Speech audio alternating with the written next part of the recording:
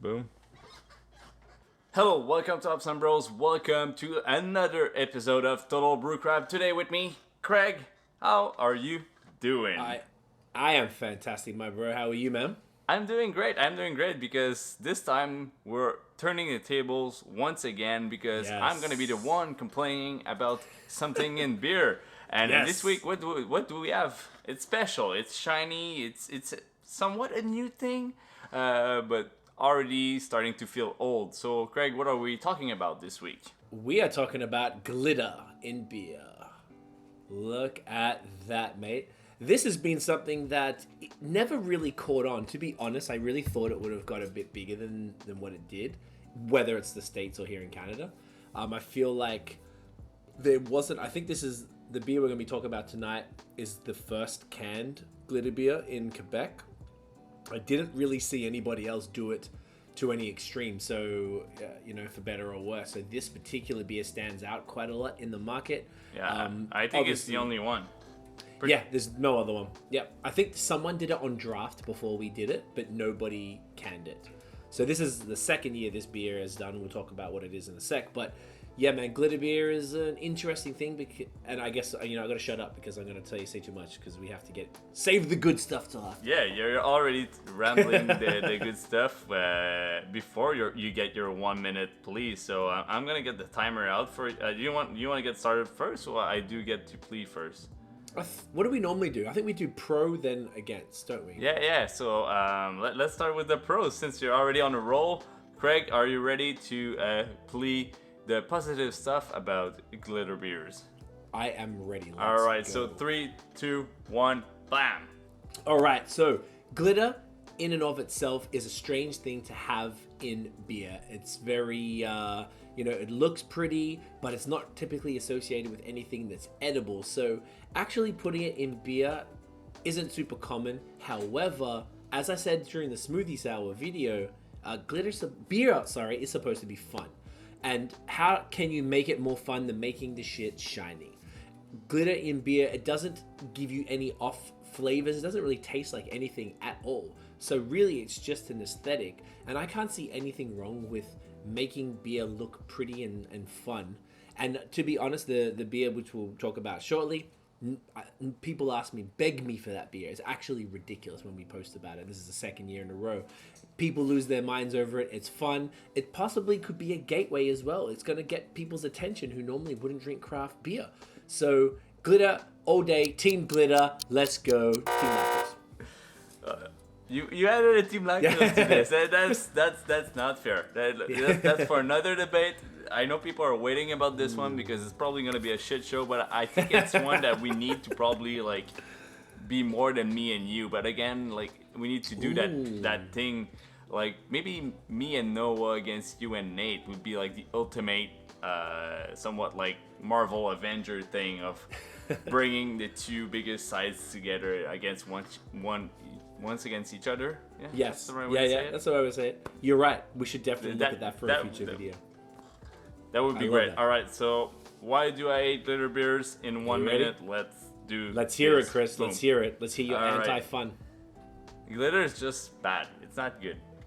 I tried it in your beer last year. Obviously, it's good because your beers are good. But glitter, I find they have those dusty metallic sweetness to it, which I find just odd and not fun in the beer in general. Yes, it looks pretty, but again, glitter looks pretty on a cupcake, on a cake, not in an actual beer. So to me, adding this to beer is completely useless, worthless, and just makes it like a marketing gimmick that's completely just derogative towards the actual liquid itself. So glitter beers, they suck.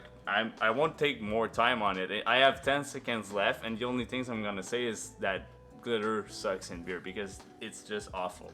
Doesn't make the beer better. It's not that innovative, and it's made for cupcakes. Boom. That's how aggressive I'm with it. I like that. Wow, this is gonna be a good one tonight. Man. Yeah, that's gonna be a good debate. And actually, I feel bad by saying that your beer is bad. It's actually good. This beer is actually good. If you see it in depanneurs or your grocery store, buy it. It's a good beer. Sorry about that. That's okay, bro. I didn't make it personally. So maybe we should tell people what the beer is, and then I can position the rest. Okay, Exactly. so last year for Valentine's Day, BOS collaborated with Echo Session Ales and Broadway Microbrasserie in Shawinigan to make this beer. It's called Love Dust. It is last year it was a Kveik New England IPA, session New England IPA with red, or kind of like pink, I guess it's red, glitter, edible glitter in it. This year we took away the Kveik. We have the same hops. This one has Sabro, Galaxy, Vic Secret, and Calypso, the Sabro being forward. Now, last year people lost their minds. Also, the can is printed upside down intentionally to make sure that when you pour it and you store it, upside down, then the glitter adequately disperses around the can. So this beer, not only does the can look sexy, but people, like I said before, people lost their minds over this, dude. Like, everyone was begging us for it. They sold out. I think they sold out the entire order. If I'm not mistaken, it was like 30 minutes from the brewery itself. And this is a contracted beer. And that was from all the depanneurs ordering it. This year, they did 4 smaller batches. So, like, every Monday, I think they get canned. So, yesterday, the new batch got canned. This is from the first batch that I have. That's the one that you have as well.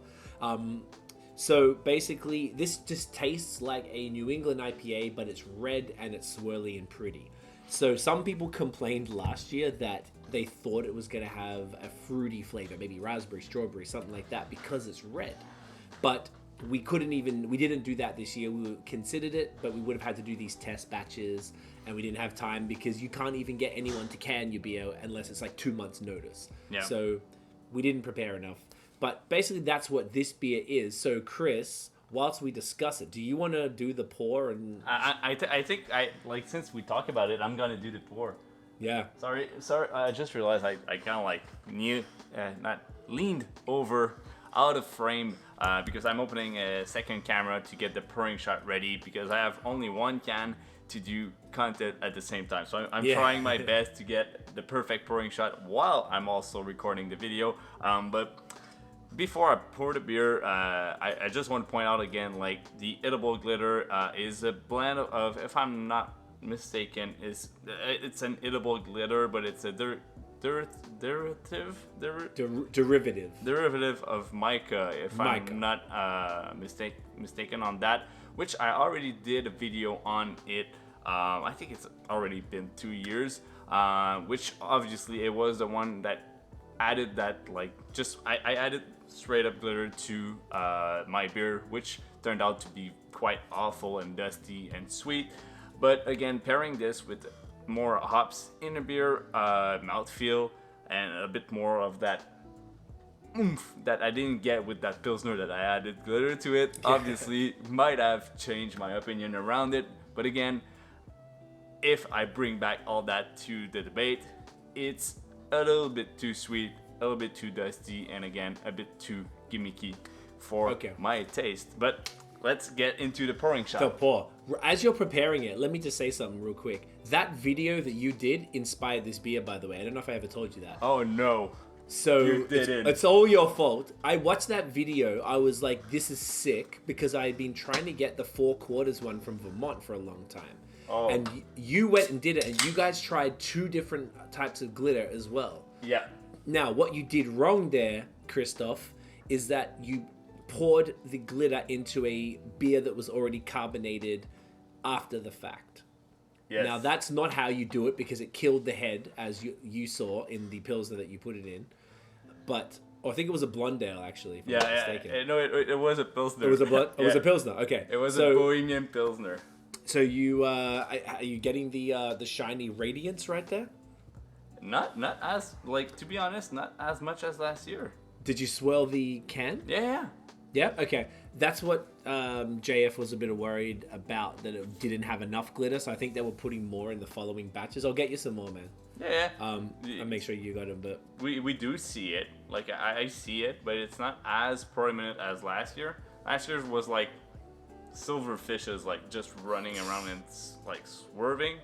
But actually, that might turn into something that's maybe less sweet or less metallic than last time I had it. But again, it wasn't.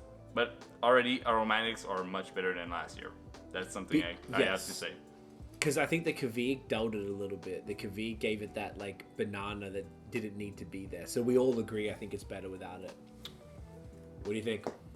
Hey, coconut's right there. Sabro Yeah. is shining Yeah, man. well. Damn. The Sabro But- came through. So do you get... Okay, so what you're describing is a minerality. Yeah, exactly. I And don't is like that that. what you're... Okay, so that's what you're getting. Okay, Yeah. that makes sense. I think that's fair. But at the same token, I would say that it's subtle and you just took one sip. When I took one sip, I was like, oh, this tastes a bit strange.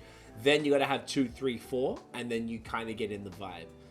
It does take that, little bit of extra sips to get I know, used but to it it's. Give it a sec. Give it a sec. I know, I get it, but it's that minerality that cuts off any fruity aromas that you would normally get in the New England IPAs.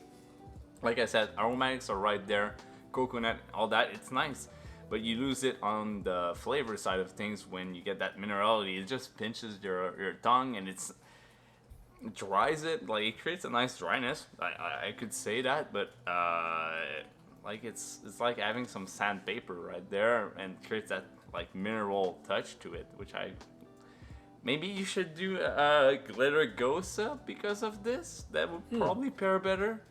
Yo, that's a great call. Yeah, that would be my call on this. If we have to meet at like one middle point on glitter, I would say that if minerality is an issue with glitter, that residual fake sweetness that I really don't like, then maybe pair it differently with something that like lacto bacteria to bring up fruitiness, but also getting that salt and to pair with that minerality. Like that would be one point I would probably try to play with. I'm not sure. Yeah. What's your take on that, Craig? Honestly, I'm not mad at that at all. Like, I think that's actually a very valid point. I didn't find it super mineral, like as from what you're describing. Yeah. I found it definitely the dryness. Like, I definitely agree. I feel like it's super, super dry. Obviously, I'm not drinking it right now, but I've had, I think, 2 or 3 of them now from this first batch, and I really enjoyed it. But I took a couple sips to warm up to it. That could be that minerality, but I feel like this beer, whilst I understand what that criticism is completely fair from like an actual technical beer, like brewing point of view, completely valid and absolutely acknowledged. And I think you're so right that it could pair super well with like a sour or like a goza or something. So I'm going to pitch that to the boys.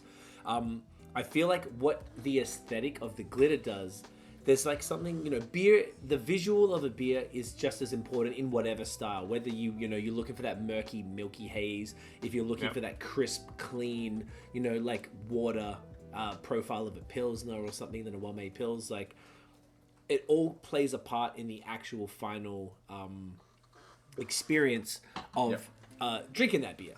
So I feel like the glitter is bringing more people to craft beer that maybe would, or the very least, it put Echo. This beer, to be honest, it put Echo on the map, and James told me that himself, right? Oh, yeah. So Obviously. Echo were making solid session beers. They had 3. They had a hazy IPA, a wit beer, and a Roos, and with tea. And then this one came out, and it blew people's minds because not only is the artwork beautiful, but the whole concept is just fantastic.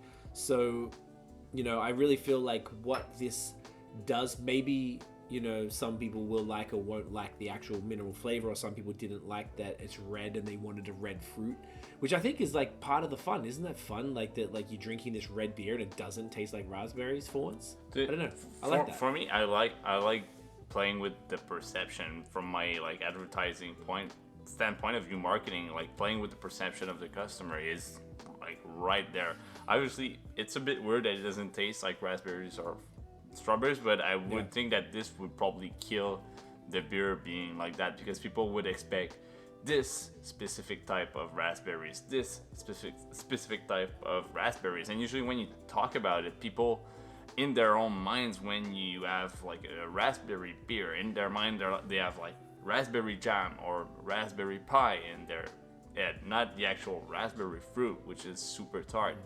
So I think it's a fun way to do it, but if you play with beers that have very prominent colors, it's a cool way to maybe take a step away from it or not risk maybe enough flavor or enough fruit that you don't especially will get through the customer. I don't know if you get the idea, but like blueberry is not a fruit that plays well into beer because blueberries are usually bland. It's not a cool aroma. It's like, it's fresh, it's good. Blueberries, it's good, but it doesn't have a lot of punchy flavors that works well in a beer, just like maybe passion fruit or pineapple, right? So I think it's a challenging point, but again, it's for Valentine's Day. You add glitter to it. It's shiny. The print upside down is just super smart.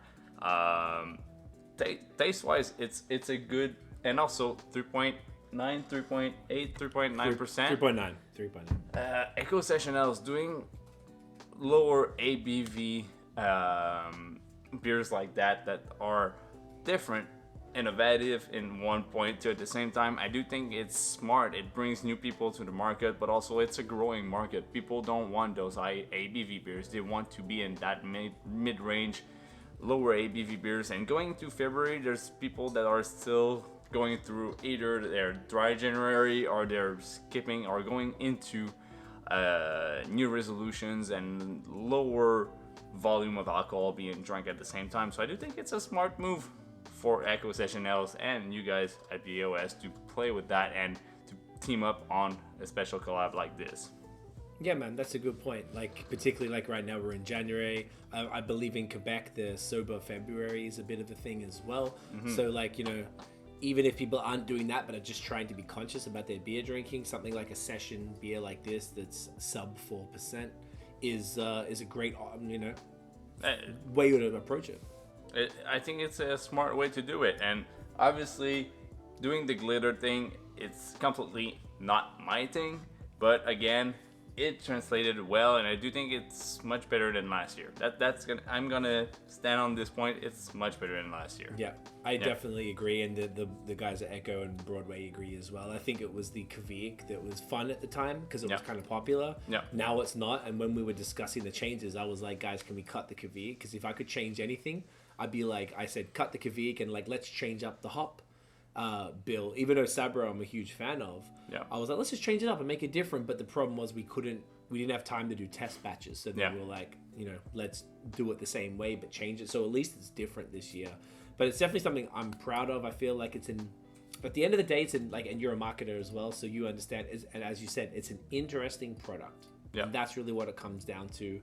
So for that alone, I'm super stoked with it. I'm just keep looking down at it. Like it's just it's, you know, it's really cool. It's nice to just hold the raised print. Even just the way that the artwork came about was fantastic. We got the instructions on the side that tells you how to pour it and how to make, you know, maximize the glitter in there, which is dope.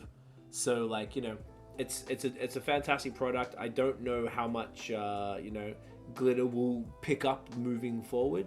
You know, I'd like to do some more collabs with Echo with this vibe as far as, you know, different styles, like you were saying, the Goza or some sours or some other different types of beer with glitter in it for fun.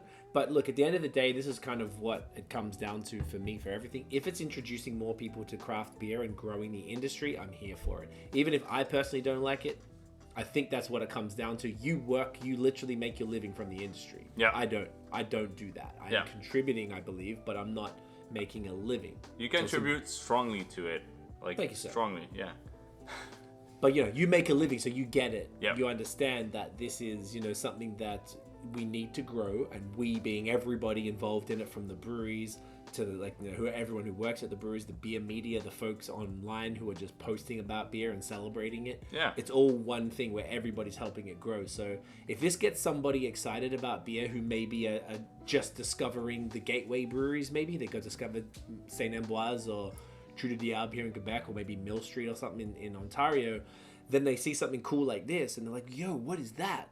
They lose their mind. Then they'd be like, wow, this is what craft beer is. And even if this is a bit extra and uncommon as far as like you don't see glitter beers every day, it's an event, it's fun, it gives people something that's mildly exciting in their lives in a year, in a time when there's a lot of bad things happening in the world. So I hope it contributes to some smiles and positivity this Valentine's Day, and you know, maybe makes a bit more of a purist or an anti-glitter person. Maybe think, oh, it's not so bad. Yeah, I don't want you to love it. Yeah, now you make me feel like an asshole for not liking it and killing that nice loving vibe that you've been describing so far. Why not team up and have like a collab with Echo Session L doing it that sour ghost with glitter? I love it. That would be something. Yeah, man. I think that's the next move. We actually had a whole series of these planned. Fun fact, it was actually supposed to be a green Christmas beer initially. Oh. Yeah, and like green glitter. I don't know what style, we didn't discuss it. Oh. We're going to do one for Christmas, and it didn't work out. So then JF was like, let's do Valentine's Day. I'm like, all right, sweet. Then we made it red. Hey. So he like did a lot of work. By the way, there's a lot of, I actually have I can't reach it right here, but I have a little packet of the glitter. It took him a ton of research. Like, I helped as well. We're trying to find the right product that was going to give the shimmer that we wanted, that didn't kill the head like you experienced. Yep. Or Head retention, to be fair, like I'm a couple of sips in again, and it holds up pretty well. Yeah, there's even perfect. lacing. Yeah. Because and then on top of that, yeah. On top of choosing the right product, I'm just going to give people how difficult it is to do this beer. So not only did you have to find the right product that gave the right shimmer and that didn't mess up the head, they also had to find out how to put the glitter in the beer that didn't clog the canning lines. So they had to find a way to do that. They were calling breweries in Portland, Oregon, like they would, huge shouts to the Broadway team. That was those guys that were trying to figure it out. Sebastian as well, specifically, man, because he's calling all Vermont and different areas trying to say, hey man, like we're doing a glitter beer. I know you've done it. Like, do you have any tips? And they figured it out. So I got to give a lot of respect for them for the technical side. Like, even a purist who doesn't like glitter must, you got to respect when people figure out how to do something properly in that way, work with something that's literally, like you said, it's mica, it's a rock, it's a ground up rock that can clog the pipes. So they had to figure out how to do it. I don't actually recall what they had to do. It's something complicated after, like right before canning, you add it to some shit and then you got to shake it up or something like that. It's really complicated. But it doesn't, like, if you look at the brewing process, obviously I do think that I do see the issue. I do see how it can mess things up. Obviously canning might be the biggest challenge doing this type of beer, and nailing it is a big props. Yeah, man. And then on top of that, they also had to figure out how to make sure that people weren't just pouring the beer and getting all the glitter stuck at the bottom, which is why we printed it upside down. That was JF's idea. Yeah. And then I think we just discussed having the instructions on the side. Like, this beer, like Deadass, was a lot of phone calls trying to figure this out and get this right. Like, we did a lot of work to make it happen. And it's not, it's not just Echo, like Broadway, the team, Jean-Luc and Alex there, the brewer, like really making this happen was pretty intense. So I'm really happy it could come out a second year, that everyone's down. It seems like it's something that that's working, that people enjoy, and I'd like to do more of them, like a dust series type of thing, like something dust, Santa dust. Good old Dusty Spooky Craig dust. getting all his dusty beers everywhere in the market. Oh yeah. You need to be stopped, sir. You need to be stopped. I need to be cut off, because otherwise everything's going to have glitter in it. So then, Chris, are you now officially team glitter or no? I would say that I'm still not team glitter, but okay. I do know their place.